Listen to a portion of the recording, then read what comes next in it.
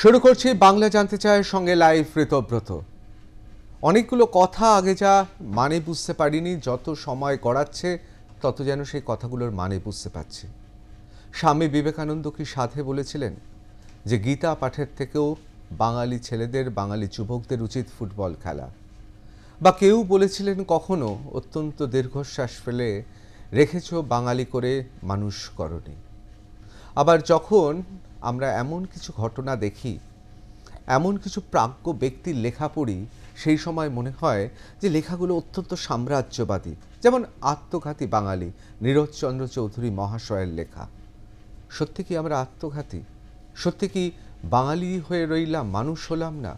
যত দিন যাচ্ছে তত মনে হচ্ছে এই কলকাতা শহরে, এই বাংলায় বাঙালির বোধহয় এই কথাগুলোই সর্বশ্রেষ্ঠ বিশেষণ একটা জাতকে জানার জন্য।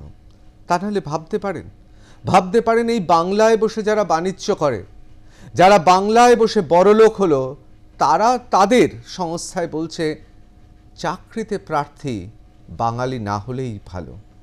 ভাবতে পারছেন সেই ছেলেটির কথা?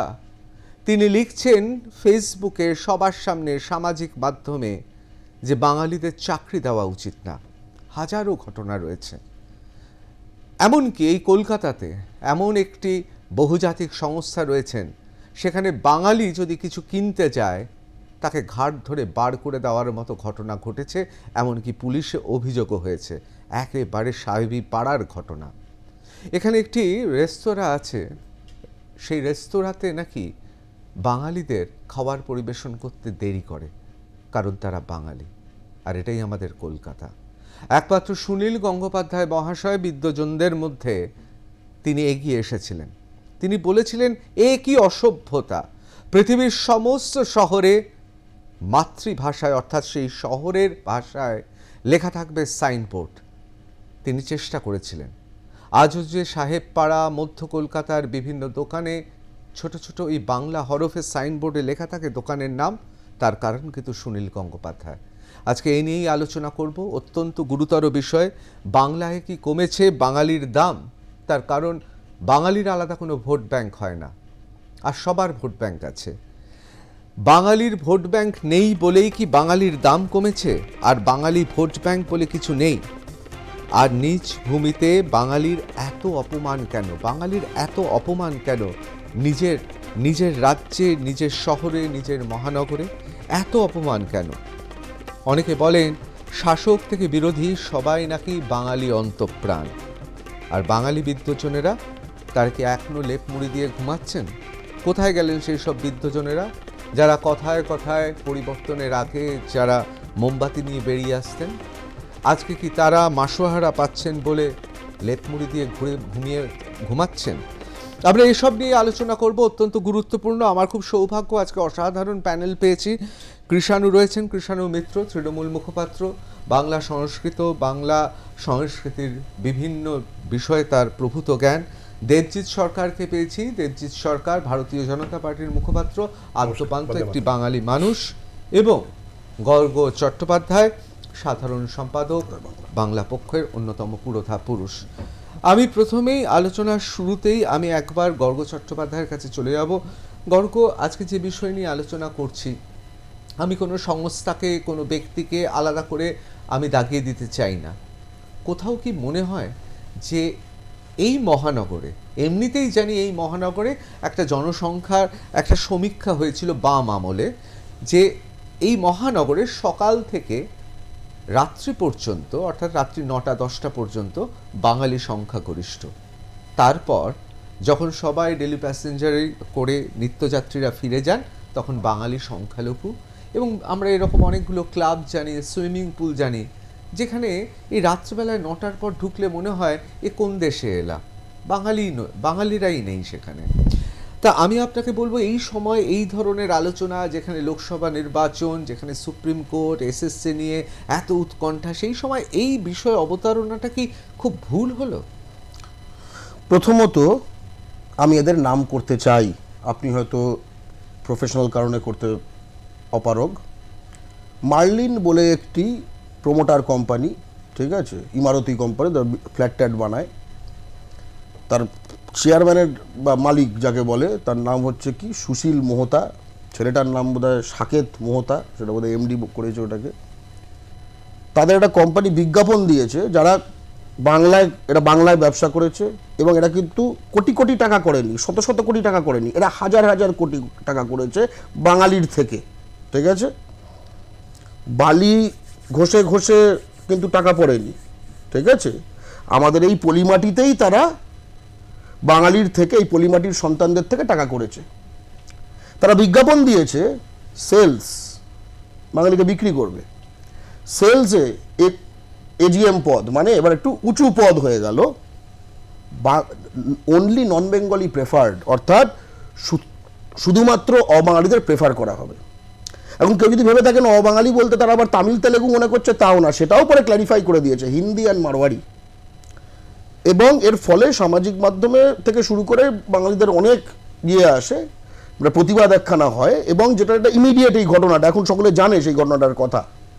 কিন্তু আমি বাঙালিকে যেটা বলতে চাই, যেটা কিন্তু একটা বিচ্ছিন্ন ঘটনা নয়, এটা একটা বিচ্ছিন্ন ঘটনা নয়। আমি আমার কাছে নিয়ে এসেছি, ঠিক আছে, কোম্পানির নাম আছে, কোনোটায় কোম্পানির নাম নেই, কিন্তু বড় বড় এইসব বিজ্ঞাপন কিন্তু তারা গণহারে দিয়েছে। Naukri.com, ঠিক আছে, লিঙ্কডইন, যেগুলো আর কি খুব জনপ্রিয় মানে জব পোর্টাল আর কি, ঠিক আছে। মারওয়ারি অ্যাকাউন্টেন্ট আর সিএ লাগবে, টাইমস জব, মানে মাল ইধার উধার কাঁথা কাহা, এটা একটু বুঝতে পেরেছেন তো, মারওয়ারি লাগবে। ওকে, প্রথম কথা জানিয়ে দিই, এই যে বলে যাচ্ছে এগুলো কিন্তু বেআইনি কাজ, এগুলো আইনের চোখে বেআইনি। প্রথম কথা, এটা অনেকে বলতে পারে কেউ তো চাইতেই পারে, কেউ তো চাইতেই পারে না। ঠিক যেরকম আপনি মার্কিন যুক্তরাষ্ট্র, আমি চাইতেই পারি যে এখানে কালো লোক ঢুকবে না, এটা আপনি চাইতে পারেন না, সেই কারণেই সেটা একটা মানবাধিকার লঙ্ঘন। একই রকমভাবে আপনি চাকরি করছেন, কিন্তু আপনি জাতির ভিত্তিতে কাকে নেবেন কি না নেবেন এটা আপনি চাইতে পারেন না। মারওয়ারি প্রেফার্ড কি, অর্থাৎ এখানে বলা হচ্ছে যে তাকে গ্র্যাজুয়েশন থাকতে হবে। আচ্ছা ভাই, বাঙালি বোনেরা, ভাইয়েরা, গ্র্যাজুয়েশন করছো তো, চাকরি পাচ্ছ না? আগে সিপিএমকে গালাগাল করতে, এখন তৃণমূলকে গালাগাল করো। এই দেখো কারণটা কি তুমি বোঝো, ঠিক আছে? এখানে হচ্ছে আবার ব্যাক অফিসে Marwari preferred as per industrial standard, ঠিক আছে। বিজ্ঞাপন দিচ্ছে, we need non Bengali accountant with minimum experience for bakery in Tollygunge এরিয়ায় একটি বেকারি, তাদের একটি অবাঙালি হিসাব রক্ষক চাই, ঠিক আছে। ফোন নাম্বার দিয়ে দিয়েছে, gmail.com। মহাবীর প্রসাদ গুপ্তা, এর কাছে গুপ্তা, বাঙালি চান না? না, উনি বাঙালি একদমই চান, বাঙালিতে তার, উনি বাঙালিদের মাল বেচতে চান, বাঙালিদের পকেটের টাকাটা নিজের পকেটে আনতে চান, কিন্তু উনি মাইনের টাকাটা বাঙালিকে দিতে চান না। অতনু চন্দ, এইটা খুব ইন্টারেস্টিং, এরা আবার বাঙালি যারা একটু জব কনসালটেন্সি করে তাদেরকে ইউজ করে, যাতে কিনা ফাঁসে এরা। জব কনসালটেন্ট কিন্তু কখনো বলে না আমার এই চাই, কারণ সে তো চাইছে না। Urgent require non Bengali accountant for south Kolkata, 4 to 5 years, tally জানতে হবে। কত বাঙালি ছেলে মেয়ে এগুলো জানে, ঠিক আছে? সে কিন্তু আউট, 20 থেকে 25,000 টাকা।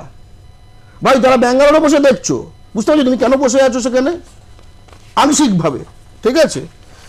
শ্যাম স্টিল অ্যাডভার্টাইজমেন্ট দেয়, ঠিক আছে, একদম মানে এই রড এখান থেকেই কিনুন, কিন্তু রডের জায়গায় বাঁশ যখন দিতে হয় কাকে বেছে নেয়, ঠিক আছে, একদম অনলি নন বেঙ্গলি ক্যান্ডিডেটস অ্যাপ্লিকেবল, বুঝতে পেরেছেন।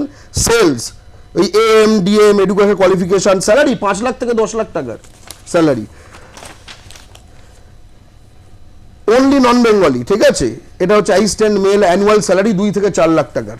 সব পশ্চিমবঙ্গ ভিত্তিক চাকরি, কিন্তু এমন নয় যে আমি বলে দিচ্ছি যে অন্যান্য জায়গায়। আপনি শুধু একটা কথা আমি জানাতে বলছি, এটা অন্য কোনো রাজ্যে সম্ভব না।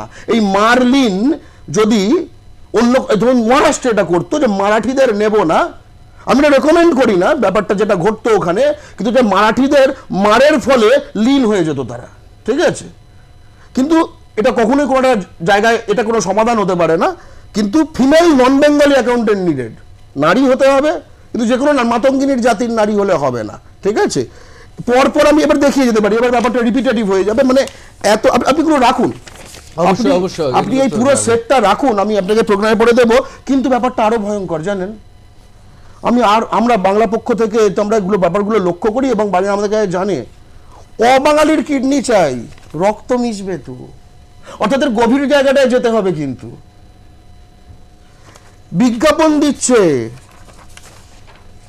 কিডনি চাই, কিডনি যে দেবে তার হিন্দি জানা আবশ্যক, খুব ইন্টারেস্টিং, তার কিডনির HLA ম্যাচিংটা আবশ্যক না, হিন্দি জানা আবশ্যক, মানে সেটাও আবশ্যক, কিন্তু সঙ্গে হিন্দি জানা কিডনি হলে ক্যা মাছলিখোর বাঙালি সব এটা বলেও দিয়েছে কদিন আগে, তা মোগল টোগল তারা, ঠিক আছে, তারা তো কোনো হিন্দুই না, ঠিক আছে।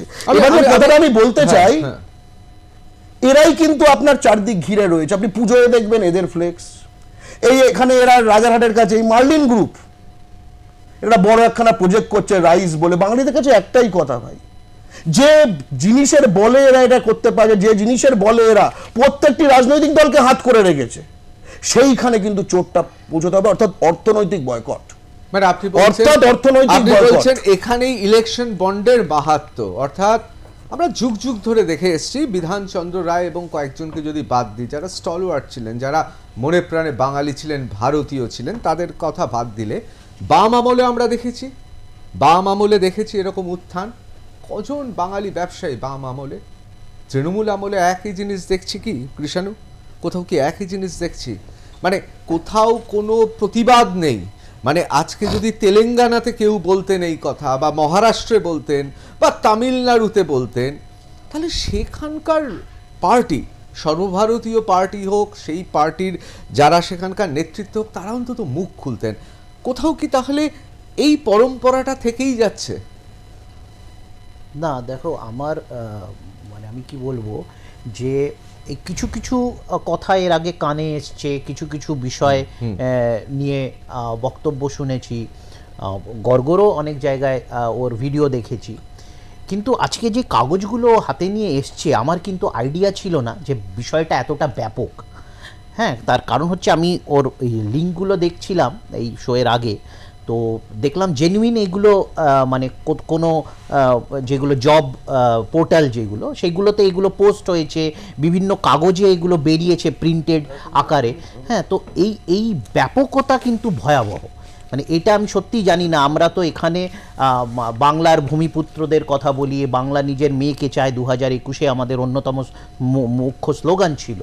হ্যাঁ, যেটা তার পেছনে চিন্তা ভাবনাটা কিন্তু এটাই ছিল। তার কারণ হচ্ছে দীর্ঘদিন ধরে একটা বাংলা কেন্দ্রিক বিদ্বেষ, হ্যাঁ, দিল্লির যারা সরকার চালিয়েছে, সেটা আমার এখানে বলতে দ্বিধা নেই যে এক সময়ে যে ফ্রেট ইকুয়ালাইজেশন পলিসি, যেটা নিয়ে জ্যোতি বসু একসময় খুব সরব হয়েছিলেন, যদিও তার দল সেটা মিটিং মিছিলে বক্তৃতাতে ব্যবহার করত, কিন্তু কার্যকারিতা খুব একটা করেনি। কারণ ফ্রেট ইকুয়ালাইজেশনের ফলে যেই শিল্পগুলো আজকে পূর্ব ভারতে হওয়ার কথা ছিল, এবং এই পূর্ব ভারতে সিংহাংশ হচ্ছে বাংলার মাটিতে, এবং যেগুলো আমরা বৃহত্তর বাংলা ছিল, এখন তো বৃহত্তর বাংলার কনসেপ্টটা আর নেই। হ্যাঁ, এক সময় আমরা যদি আমরা মানে বাংলা প্রদেশের কথা দেখি, বাংলা প্রদেশের যে পশ্চিমের ব্যাখ্যা ছিল, হ্যাঁ, সেই বাংলা প্রদেশের পশ্চিমের ব্যাখ্যাতে আজকে জেসিডি, দেওঘর, এই সব জায়গাগুলো, এইগুলো কিন্তু বাংলা প্রদেশের পশ্চিমাঞ্চল হিসেবে ধরা হতো, এবং সেখানকার জনবিন্যাস, তারপরে যেটা স্বাধীনতার পর এইখানকার যে রাজ্য বিভক্ত হয়ে যাওয়া, এবং সেখানে ধানবাদকে কেন্দ্র করে শুধু রাজস্ব, যেহেতু বিহারের রাজস্ব কোথাও আসার কোনো জায়গা নেই, সেই জন্যে সেই সময় ধানবাদকে, যেটা 90% বাঙালি অধ্যুষিত অঞ্চল ছিল, সেইগুলো বিহারকে দিয়ে দেওয়া, শুধুমাত্র যে বিহারের আর রাজস্বর জায়গা নেই, পুরো শিল্পাঞ্চল ধানবাদ কেন্দ্রিক ছিল। তো এইগুলোকে আমরা মেনে নিয়েছি খুব সহজে, বাংলার মানুষরা মেনে নিয়েছে, এবং তার দরুন যেটা হয়েছে যে তাৎক্ষণিক হয়তো আমরা মানে আমি কি বলবো, একসময় রেলের বিস্তার ঘটেছে, রেলের যতদূর অবধি রেলের বিস্তার ঘটেছে তার স্টেশন মাস্টার বাঙালি ছিল। হ্যাঁ, এখন দেখুন রেলের বিস্তারের সাথে বাঙালির চাকরির কোনো জায়গা নেই। আজকে বেছে বেছে বাংলাতে রেলের গত যদি 10 বছরের পরিসংখ্যান দেখি, হ্যাঁ, এখানে এসে বাইরের লোকেরা করে নিচ্ছে, তার মধ্যে কনাইভেন্স নিশ্চয়ই লোকাল লেভেলেও আছে, এখানকার অনেক সার্টিফিকেট হয়ে যাচ্ছে। আবার যদি আমি কেন্দ্রীয় সরকারের যেটা সিআরপিএফ, সিআইএসএফ এর দেখি, যেটা কোর্টে মামলা চলছে, জানি না কি করে সিবিআইকে দিয়ে দিল, ওটা সিবিআই কি তদন্ত করছে সেটাও জানি না। এইগুলোর কিন্তু সূত্র মারফত রেগুলার আলোচনা হয় না, এসএসসির যতটা হয় এখানে হয় না, যে কিভাবে বিহার, ইউপি, ঝাড়খণ্ড থেকে তারা এত সংখ্যক, তারা সিআরপিএফ, সিআইএসএফ, যেটা পশ্চিমবাংলার যেটা ডোমিসাইলে যাদের ইনক্লুড করার কথা, তারা এখানকে এসে চাকরি নিয়ে নিচ্ছে এবং বছরের পর বছর ঘুরছে। আমরা তো ও যে পরিসংখ্যানটা দিচ্ছে সম্ভবত 1 কি 2 বছরে, হ্যাঁ, তো এটা বছরের পর বছর, মানে কত বছর ধরে হচ্ছে। তো এইগুলো তো এখন আমাদের চোখ খোলার জন্য হচ্ছে এবং এটা তো ধাপে ধাপে হচ্ছে এবং এটা ভয়াবহ। আমি এখন যে কাগজগুলো দেখলাম এটা নিশ্চয়ই ভয়াবহ। ধন্যবাদ কৃষ্ণ। আমি একবার দেবজিৎ সরকারের কাছে যাবো। দেবজিৎ, কোথাও কি একটা সহজ সরল রেখা আর কি, হিন্দি, হিন্দু, হিন্দুস্তানি, তার মধ্যে বাঙালি পড়ছে না, বাঙালির মাছ খাওয়া, বাঙালির নিজস্ব সংস্কৃতি, সেই জন্য কি এই সরল রেখার বাইরে বাঙালিকে কোথাও একটা চেষ্টা করা হচ্ছে, মানে ওই গাজা স্ট্রিপের মতো আর কি, মানে না প্যালেস্টাইনের না ইসরায়েলের, কোথাও কি মনে হচ্ছে যে বাঙালি বিশেষ করে যারা হিন্দি, হিন্দু, হিন্দুস্তানির মধ্যে এই সরল রেখার মধ্যে পড়ছে না, তাই তাদের বাদ রাখা হচ্ছে?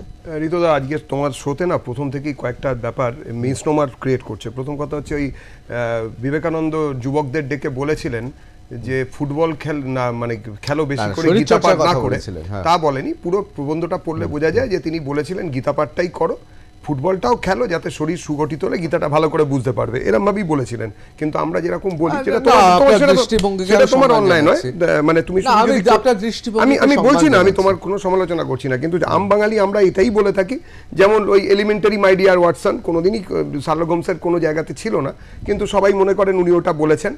এবং দেখুন, যে যা বলেছেন সেটা বলেছেন, এবং সেটা পুরোটাই পড়ে দেওয়া। হরে কৃষ্ণ থেকে শুধু হরে কৃষ্ণ নেওয়া মানে কৃষ্ণ হরে বলা মানে কৃষ্ণ চুরি করে দেখো লেখা আছে 16 অক্ষর 32 নাম বাদ দিয়ে, সেটা হলে একটু গোলমাল লাগে। ঠিক সেরকম এই যে হিন্দি, হিন্দু, হিন্দুস্তান, এই শব্দাবলী ভারতীয় জনতা পার্টি বা তাদের বিচারধারার পরিবারে কোথাও কোনোদিন কোথাও ব্যবহৃত হয়নি। এটা এই শব্দাবলী ব্যবহৃত হয়েছে তার পুরো বিপ্লবীতে থাকা যারা কমিউনিস্ট পার্টির লোকেরা, তারাই এটাকে আমাদের উপরে দাগিয়ে দেওয়ার চেষ্টা করেছে। সুতরাং ভারতীয় জনতা পার্টি কিংবা আমি যাদের প্রতিনিধি এখানে, কিংবা আমার বিচারধারা, সংঘের বিচারধারা, বা সবাই জানে, যারা এই নিয়ে পড়াশুনো করেন, যারা আমাদের বিরোধী তারাও জানেন, কিন্তু ওটাকে তুলে ধরা হয়, বারে বারে বলা হয় যেন ওটা আমাদের কথা। আমাদের ওটা কথা নয়, প্রথমত জানাই। হ্যাঁ, আমাদের সংস্কৃতর প্রতি একটা আলাদা মোহ আছে এবং সেটা আমবাঙালি হিসেবে সমস্ত বাঙালিরই থাকবে, কারণ বাংলা ভাষা এখনো পর্যন্ত 98% স্টক অফ কমন ভোকাবুলারি, ইংরেজিতে বললাম যাতে আমবাঙালি বোঝেন, তো সেটা হচ্ছে সংস্কৃত তৎসম এবং তদ্ভব থেকে আসে। না না, প্রাকৃত পালির সঙ্গে প্রাকৃত পালিক যাই হোক না, 98% এখনো পর্যন্ত যে ভাষা কোষে আমাদের যে ভাষা আছে তা হচ্ছে সংস্কৃত তৎসম তদ্ভব থেকে আসে। আজকের বিষয় এটা নয়, একটু ভুল হচ্ছে, আমি একটু বলছি। আমাদের রান্নাঘরের সিংহাংশ জিনিসের নামকরণ কিন্তু ফার্সি ইনফ্লুয়েন্সে, তাতেও যাই হোক না কেন, আপনি এটা এইগুলো আমি একটু আমার মতন করে বলে নিই, আমি একটু আমার মতন করে বলে নিই যে রান্নাঘরের সিংহাংশ খুব ভালো পয়েন্ট। রান্নাঘরের সিংহাংশ এই যে কাপে চা খাচ্ছি, মগেও খেতে পারি, বাবাকে বাবা বলছি, বালতি, বেদানা, বদনা, অনেক কিছু। তা সত্ত্বেও এই যে তাহা সত্ত্বেও আমি যা বলছি এইটা যদি মেনে নেওয়া হয় তাহলে কিন্তু পুরোটাই দেখা যাবে 98% এখনো পর্যন্ত যেটা ভাষাবিদরা বলছেন, এটা তো আমি বানিয়ে বলছি না বা বিজেপির বই থেকে টুকে বলছি না। যাই হোক, কাজের কথা আসি। যে জিনিস এখানে শোনা গেল, যে জিনিস দেখা গেল, এই জিনিস হচ্ছে যে এটা চলছে। অপারেশন সবসময় বিজয়ী জাতি বিজেতার ওপরে করার চেষ্টা করে, সেটা ভাষাভিত্তিক হোক। যেমন ধরুন বাঙালির মধ্যে আপনি ধরুন কলকাতার 20 কিলোমিটারের মধ্যে যারা আমরা থাকি, তারা বাঁকুড়ার লোকেদের যে অ্যাকসেন্ট তাকে আমরা আলাদা করে টোন টিপ্পনি করি, আমরা মেদিনীপুরের লোকেদের টুম্পা বলে আলোচনা করি, হ্যাঁ বলি তো। উত্তরবঙ্গের লোকেদের সঙ্গে আমরা কি ব্যবহার করি, পুরুলিয়ার লোকেদেরকে দন্তের ছয়ের ওপরে কেন জোর দিস, বাঁকুড়ার লোকেদের কেন বটেক বলিস, বা বীরভূমের লোকেদের কেন বটে বটে বলিস, এই নিয়ে আমরা আলোচনা করি। এবং বাঙালদের কথা তো ছেড়ে দিলাম, আমার মতন বাঙালরাই তো ভাষার জ্ঞানী নাই, এরকম একটা কলকাতা এবং তার 20 কিলোমিটার লোকেদের মধ্যে এটা ধারণা। আমি বলছি এই যে এই অপারেশন কিরকম হয়, আমি যেটা দেখেছি, আমি গর্গদা বা কিষাণুদার কোনো কথার সঙ্গে সরাসরি দ্বিমতে যাচ্ছি না, বা আমি আমার মতন করে কথাটা বলছি মাত্র, আমি কোনো বিতর্ক এখনো অবতারণা করিনি। কেননা যেটা দেখলাম, যেটা বলছেন সেটা ঘটনা, এবং এই ঘটনা যদি উচ্চগ্রামে বহুভাবে হতে যায় তাহলে ভারত রাষ্ট্রের যে স্থিতি এবং বাংলার যে স্থিতি সেটা গোলমাল হবে। আমি আর একটুখানি সময় নেব। ধরুন এই আঞ্চলিকতার প্রবণতা, এই আঞ্চলিকতাবাদ, এই বাদ খুব বড় অর্থে যদি না মানে দেখা হয় তাহলে দেখবেন যেমন মেদিনীপুরের যারা মানুষ, আমি ক্যামেরার সামনে বলছি, তাদের মেদিনীপুরের প্রতি একটা প্রেম থাকেই, তারা চেষ্টা করেন তাদের মেদিনীপুরের লোকেদের ঠিকঠাক জায়গায় বসাতে পারে, এটা স্বাভাবিক, এটাই স্বাভাবিক। যেমন আমাদের বাঙালির মধ্যেও শোনা যায়, আমি এখনো পর্যন্ত ফেস করিনি, কিন্তু কিছু কিছু মানে বর্গ আছেন যে তারা তাদের লোকেদেরই গুপ্ত শব্দযুক্ত যারা রয়েছেন তারা সেই গুপ্তদেরই খুঁজে বার করেন তাদের চটপট ঠিক জায়গায় নিয়ে আসার জন্য, এরকমই শুনেছি। আমি ব্যক্তিগতভাবে কোনো দেখিনি। ব্রাহ্মণ বা অব্রাহ্মণদের মধ্যেও এই আছে, কিন্তু সেটা অন্তঃসলীলা সরজুর মতন সরাসরি বাংলায়, যেহেতু বাংলায় নাকি বাঙালিরা এইসব জিনিস নিয়ে খুব একটা আলোচনা করতে রাজি নই, সোজা কথা সরাসরি বলি না, কিন্তু বিবাহের সময় গোত্র দেখে বিয়ে এবং সব কিছু এটা স্বাভাবিক, মানে এটাই চলে আসছে আমাদের দেশে, এটাই নিয়ম। এবারে কথা হচ্ছে যে তাহলে কি আমরা এই অপারেশনটা মেনে নেব? বাঙালি অপ্রেস হতে শুরু করেছে, তাতে যদি যারা করছেন তাদের যদি দোষ থাকে, কিছুটা দোষ আমাদেরও আছে। আমার পক্ষে বাঙালির দোষ দেখার ইয়ে নয়, আমি শুধু আমার পূর্বপুরুষ এবং আমাদের ক্ষেত্রে দেখুন, আমি ড্রাইভার চাইবো পাঞ্জাবি বা নেপালি, দারোয়ান চাইবো নেপালি বা পাঞ্জাবি, মালি চাইবো উড়িয়া, কুক চাইবো গোয়ানিজ, ঠিক আছে, বা অন্য দেশ লখনৌয়ের লোক। এইসব করে টোরে দিনের শেষে আমরা বলবো আরে আম্মু তো পারতুম, আমাদের জায়গা আস্তে আস্তে কমে আসছে। কেন কমে আসছে? কারণ আমরা তাদের ডেকে এনে বসিয়েছি। আজকে এখানে যে পপুলেশন, যে হিউজ পপুলেশন, যে অন্য রাজ্যে বাঙালির সেই পপুলেশন কেন আস্তে আস্তে ক্ষয় হচ্ছে? এখন বাঙালির কর্তব্য কি? আমি আসছি আপনার কাছে। বাঙালি এনে বসিয়েছে, এখন তাহলে বাঙালির কর্তব্য কি? বাঙালি কাউকে ডেকে এনে বসায়নি। 1912 সালে বিহার যখন বাংলা থেকে আলাদা হয়ে যায়, তখন বিহার ফর বিহারিজ নামে আন্দোলনটি হয়, এবং সেখানে উর্দু হিন্দি যদি দুই পক্ষ ধরা হয়, একই পক্ষ, তারা খুব স্পষ্ট তাদের যে ম্যাগাজিনে যেগুলো বলে তার মানে হচ্ছে যে সাপ দেখলে মেরো না, বাঙালি দেখলে ছেড়ো না টাইপস বক্তব্য তারা ওখানে রাখে, ঠিক আছে। সো এইটা হচ্ছে, এবার তাদের আমরা ডেকে এনেছি, মানে যাই হোক। এবার কথাটা হচ্ছে যে এই যে জিনিসগুলো দেখালাম আমি, ঘটনাটা প্রথম কথা হচ্ছে যে এটা একটা ব্যাপ্ত বিষয়। একটা করে ভেবে দেখুন, তারা বাংলা ও বাঙালির শত্রুরা সর্বক্ষেত্রে এটাকে তার যে এমপ্লয়মেন্ট প্র্যাকটিস এটা ব্যবহার করে খুব স্পষ্টত। তারা জানে তারা এই মাটি লুট করছে, তাই জন্য তারা পরিবৃত হতে যায় তাদের কাছে, তাদের দিয়ে, যাদের মাঝে তারা সিকিউর বোধ করে। তুমি যাকে লুট করছো তার মাঝে যদি তুমি তাদের দিয়ে নিজেদের ঘিরে রাখো, একটু তো মাঝে মাঝে ইনসিকিউর লাগবে। আপনি আলিপুরে চলে যান, এই দারোয়ান একটা বাঙালি পাবেন না। আপনি কিন্তু বাঙালির ঘরে এটিএম কিন্তু পেয়ে যাবেন, সেখানে কিন্তু বাঙালি দাঁড়িয়ে রয়েছে, বাঙালি এজেন্সিও রয়েছে, ঠিক আছে, কিন্তু ওখানে পাবেন না। এক।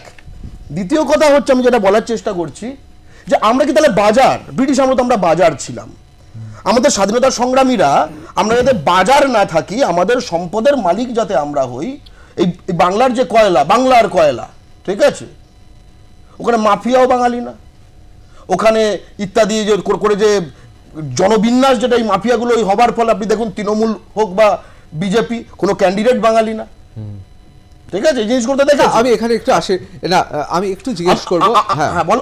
আমি কিন্তু এই সেক্টরগুলো দেখাতে চাই অবশ্যই। আমি এখানেই প্রশ্ন, কোথাও একটা সময় আমাদের পূর্বপুরুষরা যারা স্বাধীনতা সংগ্রামী ছিলেন, তারা তো কোনো ভাষা বা ধর্ম জাত দেখে লড়েননি, তারা দেশের জন্য লড়েছিলেন, এটা আমরা দেখেছি। একদম একদম। মাস্টার দাস সূর্য সেন থেকে শুরু করে নেতাজি সুভাষ বোস, এরা দেশের জন্য লড়েছিলেন। তারপর একটা সময় এলেন যখন একটা জাতীয়তাবাদ এলো, সেখানে বিধানচন্দ্র রায়ের মতো টাওয়ারিং ফিগার, তারা চাইলেন যে বাংলাকে এগিয়ে দিতে। সিদ্ধার্থ শঙ্কর রায়ের সময় পর্যন্ত একটা চেষ্টা চলেছিল। সিদ্ধার্থ শঙ্কর রায় তার সময়ের মধ্যভাগ থেকে আমরা সেখানে দেখলাম উত্তাল হয়ে যাচ্ছে বাংলা, বাঙালি তখন বিপ্লবের স্বপ্ন দেখছে, কেউ কেউ চীনের চেয়ারম্যানকে নিজেদের চেয়ারম্যান ভাবছে, এই সংস্কৃতি শুরু হলো। তারপর বাংলা আন্তর্জাতিক হয়ে গেল বামেদের জন্য, খুব আন্তর্জাতিক, গোটা বিশ্ব ভুবন সমস্ত কিছু একটা আন্তর্জাতিকতায় চলে গেল। তারপর যারা এলেন তারা শুধুমাত্র ভোট ব্যাংক হিসেবে তারা দেখলেন অমুক ভাষা অমুক জাতি আমার ভোট ব্যাংক, অর্থাৎ কংগ্রেসের মধ্যভাগ থেকে শুরু করে বাম থেকে শুরু করে তারপরের অংশ একটা জঘন্যভাবে বাঙালির রাজনৈতিক শক্তিকে নষ্ট করা হলো, এবং ঐতিহাসিক কারণেই কোনো বাঙালি জাতীয়তাবাদী দল গড়ে উঠল না। আর তার সুযোগ নিচ্ছে এই শহরে একদল লোক, যাকে বলা যেতে পারে রয়্যাল বেঙ্গল, অর্থাৎ এই বাঙালিদের বাঘের ভাষায় ঘোগ চলে এসেছে। আমি গর্গ আপনাকে আটকেছিলাম, আপনি বলুন তার কারণ বাংলায় বাঙালি এখন ব্রাত্য। খুব স্পষ্টত আমরা যদি দেখি ব্রাত্য তো বটেই, আমরা যে কথাগুলো বললাম, কিন্তু যদি লাইভ এই ব্রেকের আগে যেখানে আমরা ছিলাম যে এরকম ভাবে ব্যাপারটা হয়ে গেছে, আমি একটুখানি তথ্য ভিত্তিক বয়ান দিতে চাই। প্রথম কথা হচ্ছে যে আজকে যদি আপনি আচার্য প্রফুল্লচন্দ্র রায়ের কথা ভাবেন, বেঙ্গল কেমিক্যাল, আমরা খুব গর্বিত হই, ঠিক আছে, অর্থাৎ যিনি হাতে নাতে শিল্প করে দেখিয়েছিলেন এবং একটা পুরো জেনারেশন আমাদের বাঙালি শিল্পপতিদের তৈরি করেছিলেন এক অর্থে, ঠিক আছে। সেই ঋষি বাণী আমরা শুনি কয়েকটা 100 বছর আগে, 100 বছর আগে, আজকে নয় যে পড়তে পড়তে পড়তে আজকে তুমি সুশীল মোহতা পেয়েছো, ঠিক আছে। বাংলার সম্পদ ক্রমাগত শোষিত হয়েছে, উহা বিদেশিরাই করুক আর অবাঙালিরাই করুক, ফল সমানই। 2, সব আচার্য প্রফুল্লচন্দ্র রায়।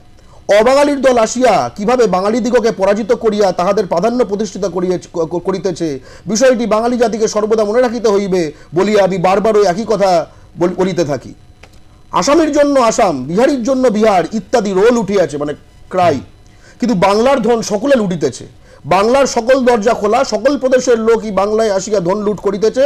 হতভাগ্য বাঙালি সবই চোখে দেখিতেছে, কিন্তু প্রতিকারের কোনো পথ খুঁজে পাইতেছে না। এবার স্পেসিফিক, মারোয়ারিরা নামে কলিকাতার অধিবাসী হইলেও তাহারা বাংলার স্বার্থের বিরোধী। এক কথায় এই সব অবাঙালি অধিবাসীদের দ্বারা ব্যবসার স্বার্থ ছাড়া বাংলার সঙ্গে আর কোনো সম্বন্ধ নাই। 5, যে সমস্ত মারোয়ারি ও ভাটিয়া এ দেশে, মানে বাংলার কথা বলছে, কয়েক পুরুষ ধরে বাস করিতেছে, তাহারাও বাংলাকে নিজেদের দেশ বলিয়া মনে করে না। তাহারা বাঙালির ব্যবসা বাণিজ্য দখল করিতেছে, প্রভূত ঐশ্বর্য সঞ্চয় করিতেছে, কিন্তু ঐশ্বর্য হইতে তাহাদের বাসভূমি বাংলার কোনো উপকার হয় না, অর্থাৎ ক্যাপিটালটা তৈরি করছে না, কাজটাও তাদের দেয় না।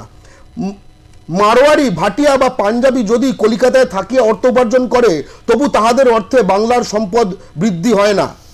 লাস্টটা খুব ইন্টারেস্টিং, ঠিক আছে। ব্রিটিশেরা যতদিন বাংলায় থাকে ততদিন খানসামা বাবুর্চি, মানে এটার সঙ্গে মিলে যাবে এই যে কাজে, খানসামা বাবুর্চি আয়া প্রভৃতির বেতন বাবদ এবং মুরগি ডিম মাছ প্রভৃতি কিনিয়া কিছু টাকা বাংলায় দেয়, মানে অন্তত চাকর হিসেবে, মানে কাজের লোক হিসেবে। কিন্তু মারোয়ারি এদিক দিয়েও বাংলাকে 1 পয়সা দেয় না। সে তাহার নিজের খাদ্যদ্রব্য যা কিছু নিজের দেশ হইতে লইয়া আসে। এখন ধরো তার দরকার গণেশ আটামাটা তৈরি করে নিয়েছে নিজেরাই এখানে, ঠিক আছে। তার ভিত্তরাও হিন্দুস্তানি এবং নিরামিষভোজী বলিয়া তাহারা মুরগি ডিম ইত্যাদি প্রভৃতি কিনেও না। মারোয়ারিরা বাংলার চারিদিকে তাহাদের জাল বিস্তার করিয়াছে। তাহারা চতুর, বেশ জানে যে বাঙালিদের চোখ একবার খুলিলে ইত্যাদি ইত্যাদি তাহলে সাঞ্চুত হইবে মারোয়ারিরা এবং সকল সুবিধা তারা ভোগ করতে পারবে না। কলিকাতার অধিকাংশ ধনী ব্যবসায়ী বিকানিরের লোক, তারা বিকানিরাই নিজেদের ঐশ্বর্য লইয়া যায়। তুমি এই প্রতিটি কোম্পানির ধরে ধরে CSR, কর্পোরেট সোশ্যাল রেসপন্সিবিলিটির ফান্ডিং, প্রফিটের যে অংশটা কোথায় কোথায় দেখবে, হোম ডিস্ট্রিক্টে, ঠিক আছে, এই যে সৃজন ফ্রিজন এই যে করেছে না, দেখবে এদের গ্রুপের দেখবে, PS গ্রুপের দেখবে, ঠিক আছে। এই যে সব আমি তো শুধু রিয়েলিটি সেক্টর বলছি, ঠিক আছে না, PS কিচ্ছু বাঙালির না, একটু খুঁজে না আমাদের, এদের আমাদের ভবিষ্যৎ। লাস্টে একটা কথা বলে দিচ্ছি, ঠিক আছে, বাঙালি যুবকেরা কখনো কখনো ইউরোপীয় ফার্মে শিক্ষানবিশ হইতে পারে এবং ক্রমশ উচ্চ পদ লাভ করিতে পারে, অবশেষে অংশীদার পর্যন্ত হইতে পারে, কিন্তু একজন বাঙালির পক্ষে মারওয়ারি ফার্মে শিক্ষানবিশ হওয়া অসম্ভব। আমি যেটা বলার চেষ্টা করছি এতগুলো এক্সাম্পলের মাধ্যমে, মানে এটা লম্বা প্রক্রিয়া, আমাদের এই পূর্বপুরুষরা সেটা দেখেছিলেন। আজকে ইহা সত্য কিনা এটা আজকের বাঙালি বিচার করবে। আমি একটা কথাই বলবো, মমতা বন্দ্যোপাধ্যায় বাংলার মাননীয় মুখ্যমন্ত্রী, উনি মালদায় গিয়ে বলেছিলেন যে ইউপির লোকেদের কাজ দেওয়ার দায়িত্ব হচ্ছে ইউপির সরকারের, বিহারের লোকে কাজ দেওয়ার দায়িত্ব বিহারের সরকারের। বাংলায় যে কে কাজ পাবে, বাংলা যার ভাষা, বাংলা যার ঠিকানা, আমি তাকে ভার্বাটিম কোট করছি, ঠিক আছে। কিন্তু এই যে যেগুলো দেখাচ্ছি, এছাড়া এটা তো একটা টিপ অফ দি আইসবার্গ, মানে হিমশৈলের চূড়াটা পর্যন্ত, যারা এগুলো অ্যাডই দিচ্ছে না, মুখে মুখে করছে। বাংলা পক্ষ জামুরিয়া শিল্পাঞ্চল থেকে দুর্গাপুর শিল্পাঞ্চল থেকে শুরু করে বিভিন্ন জায়গায় আন্দোলন করেছে, জাস্ট বাঙালি নেওয়া হয় না, বাঙালি নেওয়া হয় না। এবং এর বিরুদ্ধে কিন্তু বাঙালি, শুধু বাংলা পক্ষ আমাদের বাঙালি জাতীয়তাবাদী সংগঠন বলে না, হলদিয়াতে, দুর্গাপুরে, কাঁকসায়, বিভিন্ন জায়গায় কিন্তু স্বতঃস্ফূর্ত একটা প্রতিরোধ গড়ে উঠছে। অবশ্যই অবশ্যই এখানেই আসবো। এক সময় বাঙালির খুব গর্ব ছিল, তাদের নাকি বিদ্বজনেরা আছেন, মানে যারা কবিতা লেখেন, সাহিত্য করেন, চলচ্চিত্র করেন, যারা নাটক করেন। এখন মুশকিল হয়েছেন, এখন তারাও এই প্রবল গরমে লেপ মুড়ি দিয়ে ঘুমাচ্ছেন, অথবা মোমবাতির অভাব ঘটেছে। এই বিদ্বজনেরা একটা সময় তারা প্রতিবাদ করার সাহস ছিল, এখন মাসোহারার নেশায় সেসব সাহসও হারিয়েছেন।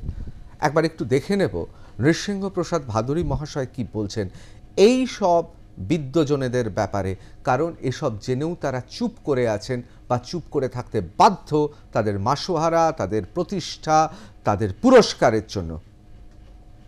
শাসক বিরোধী কেউই বাঙালি অন্তঃপ্রাণ কেউ নয়। কারণ ধরা যাক, যদি এদেশে আমাদের যে শাসন চলছে, নিশ্চয়ই তারা নানানভাবে, মানে জয় বাংলা একটা শব্দ পর্যন্ত এসে গেছে, জাতীয় সঙ্গীত এসে যাচ্ছে, তাদের জাতীয় দিবস এসছে, তথাকথিতভাবে জাতীয় কথাটা বলা শব্দটা ঠিক নয়, যদিও প্রাদেশিক একটা এরকম ধরনের ব্যাপার আসছে। কিন্তু মহিমাটা সেইখানে একটু শব্দের আড়ম্বরে যতখানি বাড়ছে, সেই অনুসারে কি তাদের যে মেধাবৃত্তি, তাদের যে মানে কি বলবো, মানসিক কিংবা ইন্টেলেকচুয়াল যে উন্নয়ন, সেটা কি বাড়ছে, সেটা নিয়ে আমার খুব সন্দেহ আছে। Rather they are second hand dealers in intellect, এটাও বলেছেন একজন নোবেল লরিয়েট হায়েক বলে, সেকেন্ড হ্যান্ড ডিলার্স। হ্যাঁ, এই যে second hand dealers in intelligence and intellect, এদের দিয়ে কিন্তু কখনো ইন্টেলেকচুয়ালিজমের কাজ হয় না। সেটা এক্ষেত্রেও হয় না, যেমন পশ্চিমবঙ্গেও হয় না। সেমনি যাদের সাজানো হচ্ছে ইন্টেলেকচুয়াল বলে সারা ভারতবর্ষের মধ্যে, যাদের, তারাও কেউ ইন্টেলেকচুয়াল নন, তাদের সাজানো হচ্ছে। তাদেরও কোনো মানে আছে বলে, কিছু আছে বলে আমি মনে করি না। বার্নার্ড শ, তিনি কী ধরনের সমালোচনা করেছেন, তাকে ইন্টেলেকচুয়াল বলেছে। কিন্তু এই যে ইন্টেলেকচুয়াল, যারা অনেক সময় সরকারের তল্পিবাহী এবং বিনিময় আছে তার মধ্যে, চারিদিকে, জীবনানন্দ পর্যন্ত এই কথাটা বলেছেন তো, যে চারিদিকে সরবরাহে সুর, সারা দিনমান, কি চাহিদা কাদের মেটায়, জীবনানন্দের কথা।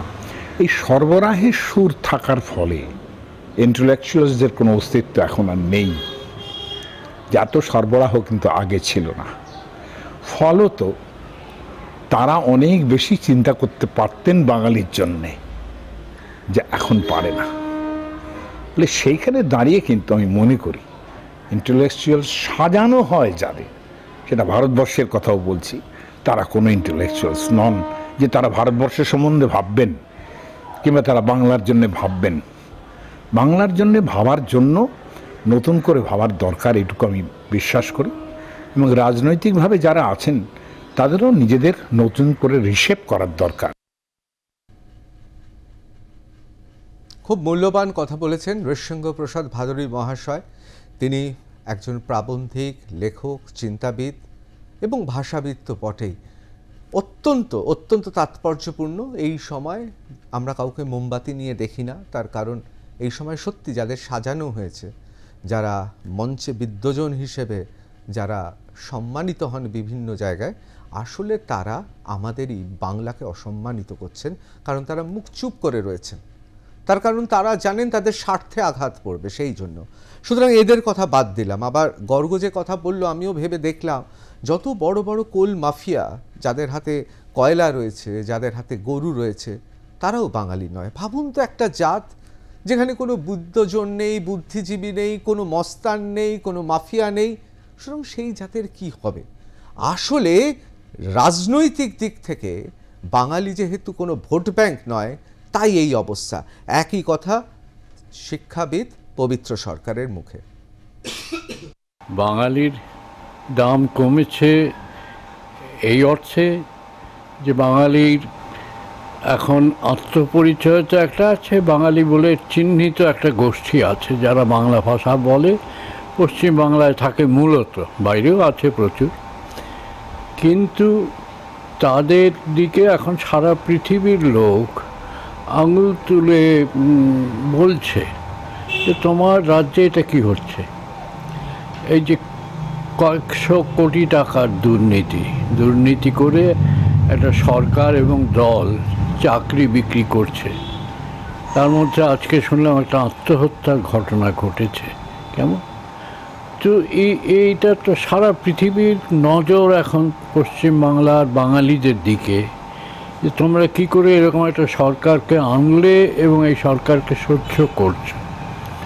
ফলে বাঙালির দামই হচ্ছে সম্মানটা, মর্যাদা একেবারে ধুলোয় মিশিয়ে গেছে। বাঙালি ভীতু সম্প্রদায় আমি বলবো না, বাঙালি অনেকে মনে করছে।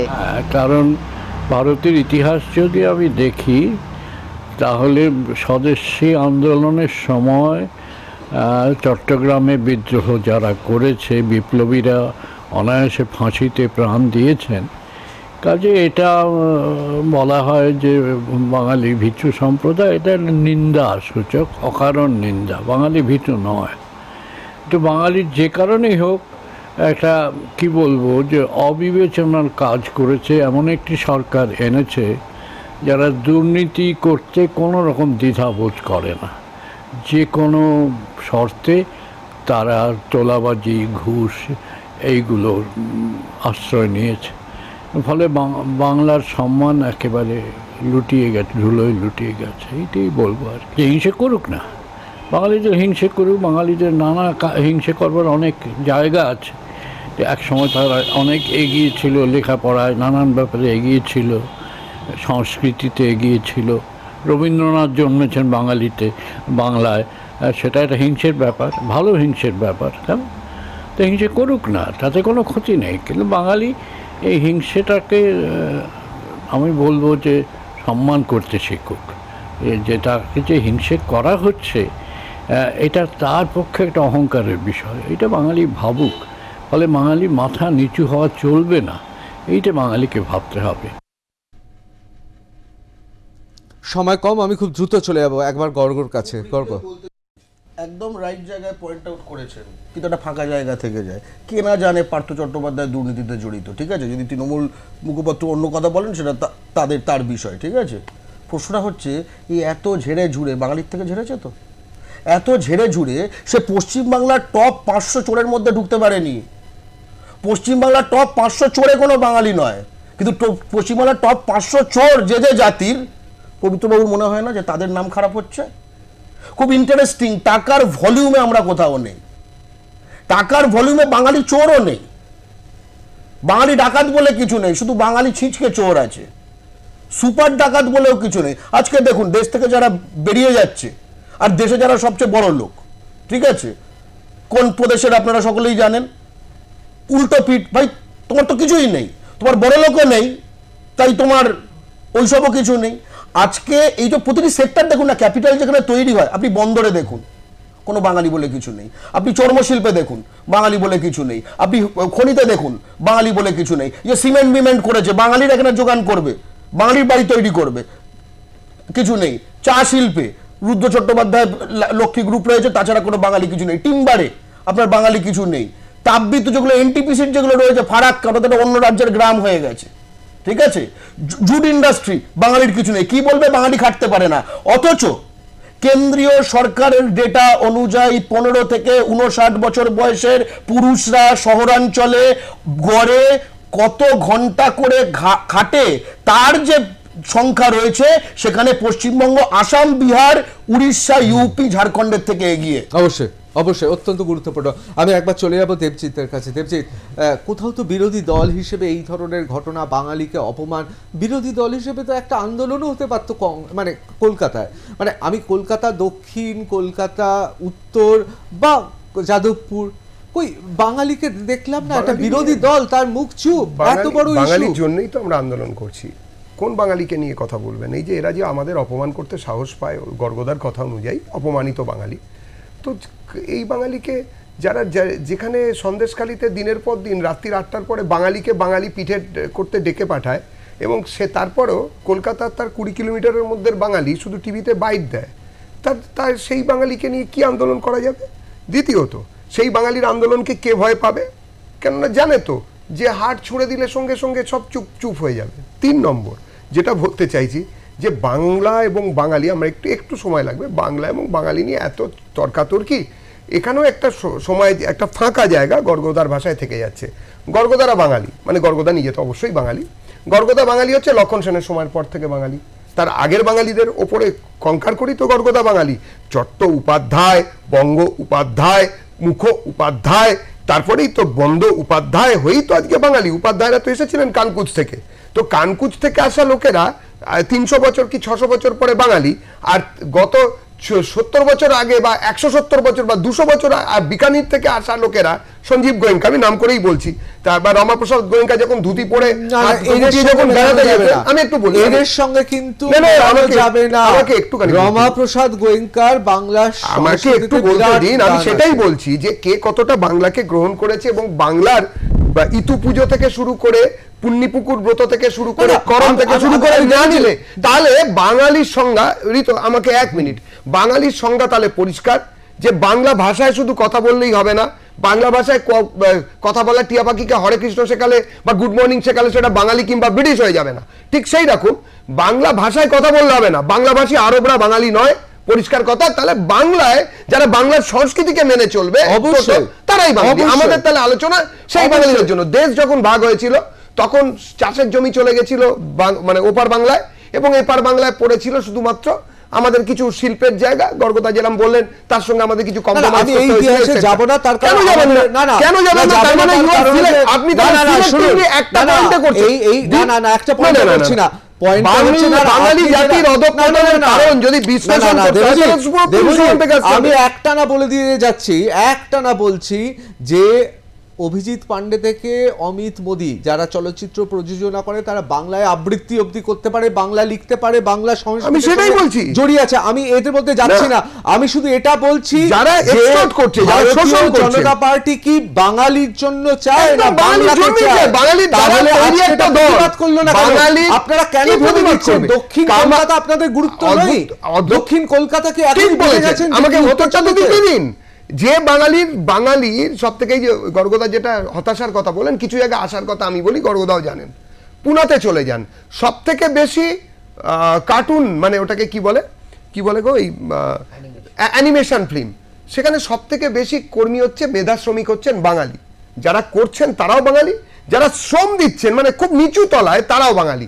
এরকম বহু সেক্টর আছে যেখানে বাঙালি ছাড়া অন্যরা কেউ কিছু করে। শ্রমের কথা বলবেন, চলে যান উত্তরাখণ্ডের যে কোনো আপেল ক্ষেত, সব জায়গায় বাঙালিরা কাজ করে না। এখন কথা হচ্ছে বাঙালিরা কেন বাংলা ছেড়ে অন্য রাজ্যে কামলা খাটতে যাচ্ছে, সেটার জন্য কেন আমরা যদি এখানে যদি একটা এরকম তৈরি করতে পারতাম, তাহলে পুনার বাঙালিরা, বাঙালি ছেলে এবং বাঙালি যে বাংলার জামাইরা, তারা তো এখানে বসে কাজ করতে পারতো। আমি দেবজিৎ আপনাকে একটা কথা বলি, বামফ্রন্ট সরকার সেই সময় অনেক কিছু খারাপ কাজ করেছে, অনেক কিছু খারাপ কাজ করেছে, কিন্তু মাতৃভাষায় পড়াশোনার জন্য, যদিও তাদের বাম নেতাদের ছেলেমেয়েরা পড়েননি, কিন্তু এই ছলনাটা, এই চেষ্টাটা তো অন্তত করেছিলেন। বা মমতা বন্দ্যোপাধ্যায়ের সরকার, খুব জোর গলায় বলবো, অনেক কিছু অনেকে বলতে পারে, কিন্তু স্কুলে স্কুলে মাতৃভাষা হিসেবে বাংলাকে গোটা পশ্চিম বাংলায় পড়ানোর জন্য তো চেষ্টাটা করেছিলেন।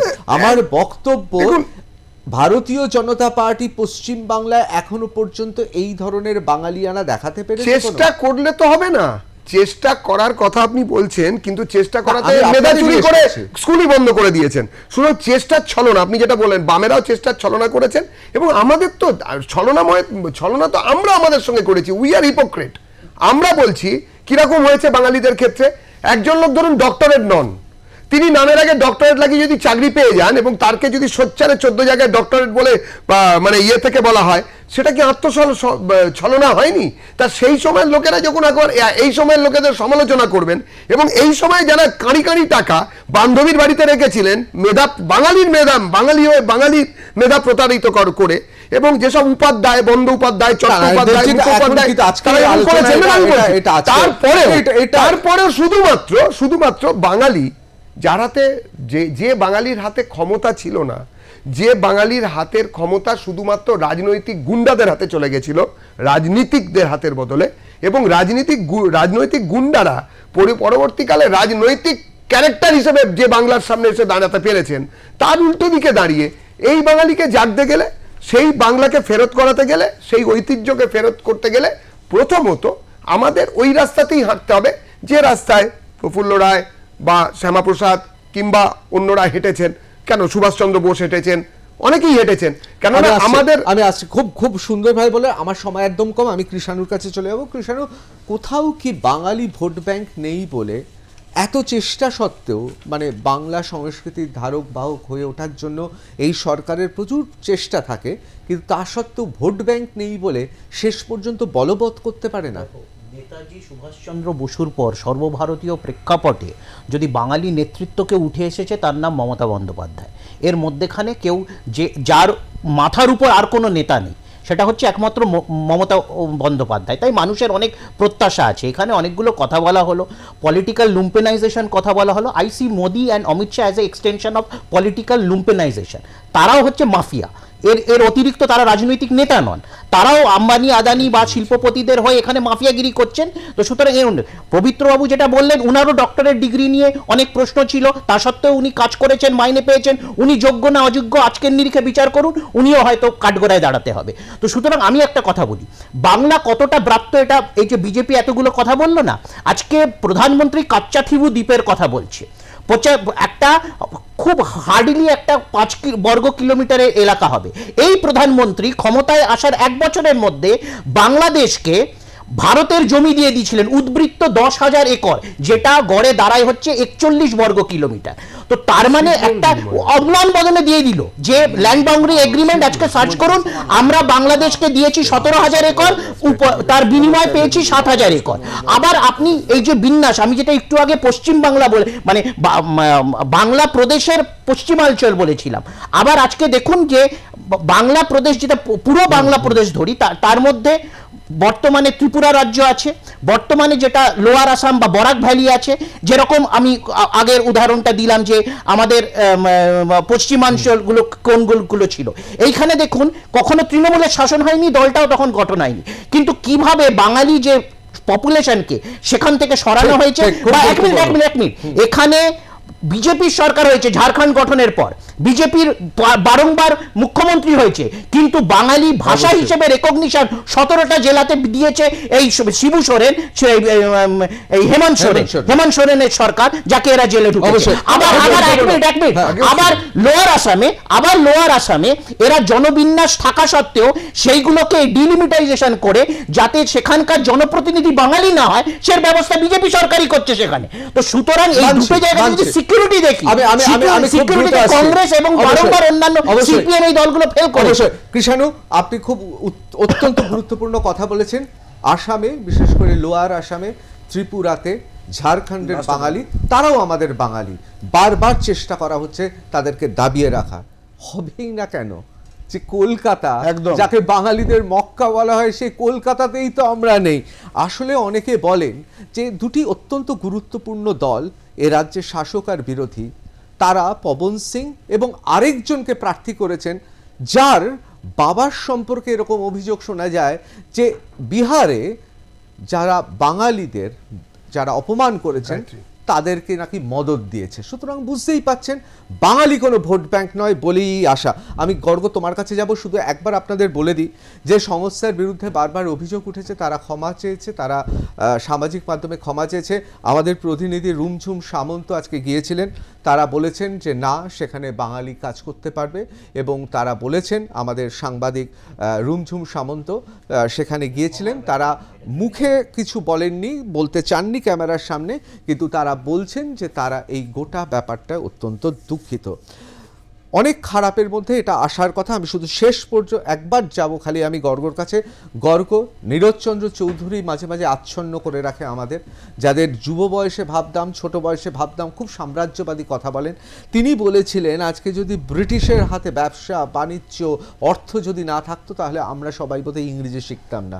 ঠিক তেমনই কোথাও বাংলায় যেহেতু কোনো রাজনৈতিক দল নেই, বাঙালির নিজস্ব দল নেই এক, এবং বাঙালির হাতে ব্যবসা অর্থাৎ অর্থ নেই, নীরজচন্দ্র চৌধুরীর মতে সেই জাত শিল্প সাহিত্য সংস্কৃতিতে যাই চেষ্টা করুক না কেন তাকে মুখাপেক্ষী হয়ে থাকতে হয় অন্য জাতের দিকে।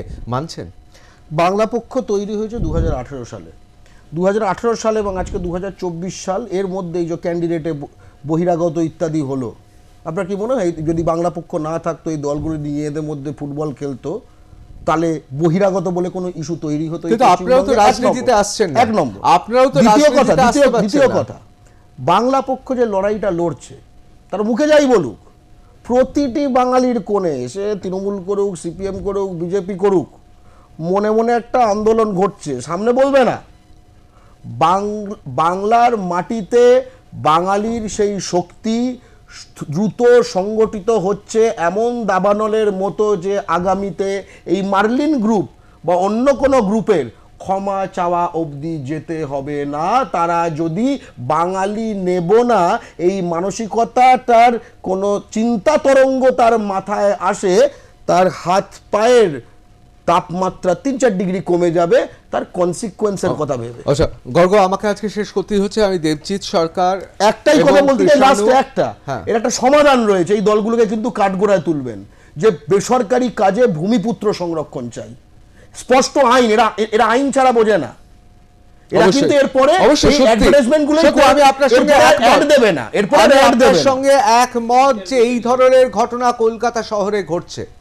হ্যাঁ, বাঙালি আইপিএস আইএস এর সংখ্যা কমছে, মানছি। বাঙালি গর্গর হিসেব মতো এখন কোল মাফিয়াও বাঙালি নয়, যদিও সেখানে বাঙালি কেন, কোনো কিছুই ভারতীয়দেরই হওয়া উচিত না, কোনো মানুষেরই হওয়া উচিত না। কিন্তু এটা ভুললে চলবে না। গোষ্ঠপাল থেকে শুরু করব, একেবারে গিয়ে থামবো মাস্টারদা, সূর্য সেন, নেতাজি সুভাষ বোস, বিবেকানন্দ, বাঘা যতীন হয়ে আরও কত মানুষের কথা বলবো। বাঙালি কিন্তু তার শক্তি শৌর্য বীর্যে কম এগোয় না। সুতরাং একটা কথা খুব পরিষ্কার যে বাঙালিকে লড়তে হবে, বাঙালিদের জন্য, অন্য কেউ লড়াই করবে না। আবার তার সঙ্গে সঙ্গে এটাও মানতে হবে যারা দীর্ঘদিন ধরে এই বাংলায় আছেন, যারা বাংলা ভাষায় কথা বলেন, যারা আমার আপনার থেকে শরৎচন্দ্র রবীন্দ্রনাথ বেশি বোঝেন, জানেন, পড়েছেন, তাদেরও কিন্তু দূরে ঠেলে দেবেন না। তার কারণ সবশেষে কলকাতা শহর আমাদের সবার শহর, এবং এটা পরিষ্কার যে এখানে ভিন্ন ধর্ম, ভিন্ন ভাষাভাষী মানুষ তারা এসেছেন বলেই আজকে কলকাতা শহর গোটা পৃথিবীতে রবীন্দ্রনাথ, সত্যজিতের শহর, অমর্ত্য সেনের শহর। সুতরাং তাদের নিয়েই আমাদের থাকতে হবে, কারোর প্রতি কোনো বিদ্বেষমূলক নয়। কিন্তু বাঙালি যদি নিজের পায়ে না দাঁড়ায়, নিজের পায়ে যদি সে কুড়ুল মারে, তাহলে তাকে বাঁচাবে কে? আমি দেবজিৎ সরকার, কৃষাণু মিত্র এবং গর্গ আপনাদের অসংখ্য ধন্যবাদ জানাবো আপনাদের গুরুত্বপূর্ণ মতামতের জন্য। বাংলা জানতে চাই সঙ্গে লাইভ ঋতব্রত এখানে শেষ করছি। অন্যান্য খবরের জন্য চোখ থাকুক আর প্লাস নিউজে, সবার আগে সবার পাশে।